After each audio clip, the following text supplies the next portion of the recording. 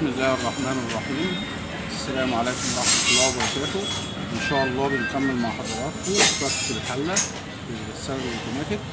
بنشيل التنورة اهيت وبنحاول نجيب سمب كروت معانا اهو بحيث ما يبوظش القلاوظ بتاع المسمار ال 13، وبنحاول نرفعها كده. بسم الله الرحمن الرحيم. شكرا.